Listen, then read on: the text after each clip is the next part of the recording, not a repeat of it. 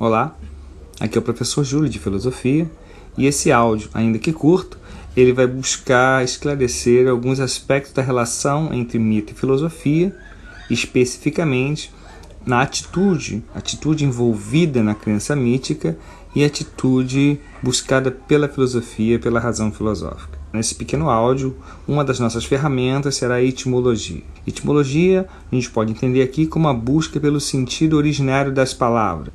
Começando então por mito.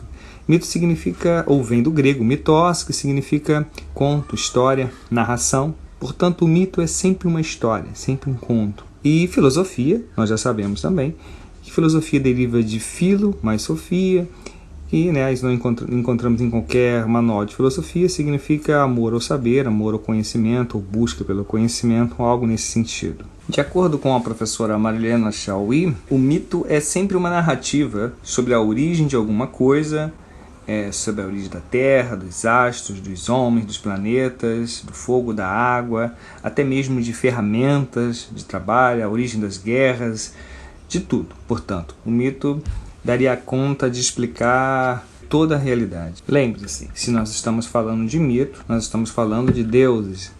Então, os deuses gregos, como Zeus, Poseidon, Hera, Afrodite. O que narra um mito? O que um mito conta? Bom, antes de tudo, na Grécia, é bom observar que na Grécia nós temos a figura do poeta. O poeta, não um poeta como o nosso poeta de hoje, mas alguém inspirado pelas musas. Musas essas, filhas de Mnemosine, que é a personificação da memória. O poeta era considerado como portador de uma verdade fundamental, aquele que nos lembrava, trazia sempre à memória aquilo que não poderia ser esquecido, justamente a verdade sobre a origem. Entre os gregos antigos, o mito ele é um discurso pronunciado, proferido para os ouvintes que recebem essa mensagem como uma verdade, como uma verdadeira narrativa sobre a origem. E eles confiam naquele que narra. Portanto, é uma narrativa feita em público, baseada na autoridade e na confiabilidade da pessoa do narrador, ou seja, naquele que emite. Então, há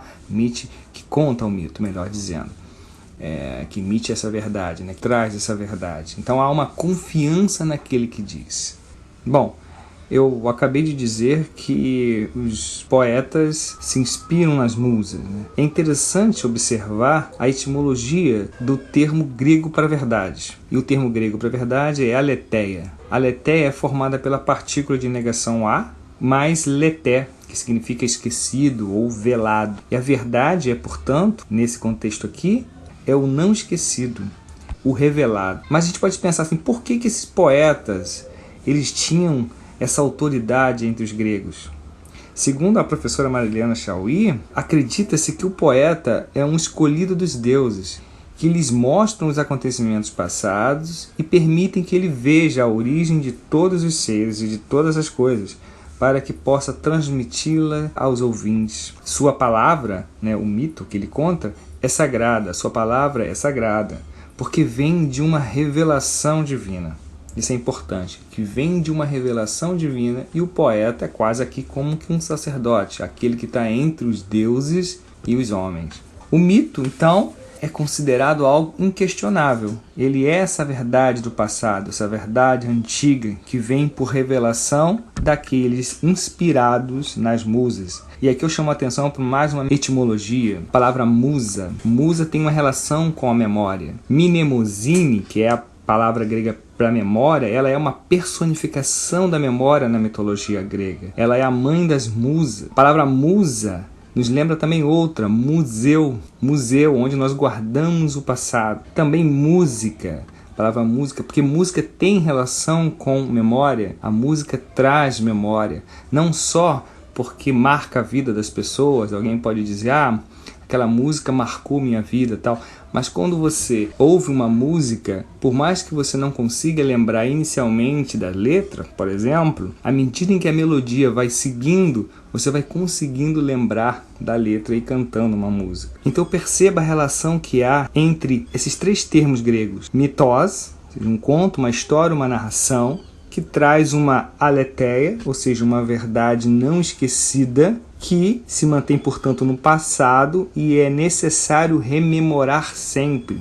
Mnemosine. E essa rememoração se dá por inspiração, onde o poeta, aquele mensageiro da verdade, se inspira nos deuses por meio das musas, traz esse passado, traz essa verdade da origem das coisas. Portanto, o mito, essa verdade, ela se impõe como verdadeira, ou o mito se impõe como verdadeiro por meio da autoridade daquele que fala, uma autoridade exterior ao sujeito que crê. E esse é um ponto importante, a autoridade exterior. Antes de seguir, nós já estamos terminando esse áudio, mas antes de seguir é preciso fazer um destaque aqui. É preciso dizer que a mitologia ela não se limita à crença ou à autoridade do poeta. Há na mitologia clássica uma riqueza literária e cultural que não pode ser simplesmente desprezada. É importante dizer isso. Todavia, essas primeiras considerações sobre o mito, elas vão nos ajudar a compreender a mudança de paradigma ou mudança de atitude representada pelo surgimento da filosofia. E a filosofia, diferente do mito, diferente da mitologia, ela terá na razão o seu ideal de conhecimento, o que significa dizer que a autoridade não está mais na pessoa que diz, mas na própria força da razão, no logos, presente nos argumentos. Então, é uma autoridade que se impõe de dentro da própria razão e não de fora, na crença, naquele indivíduo, na autoridade que aquele indivíduo tem ao nos dizer alguma coisa.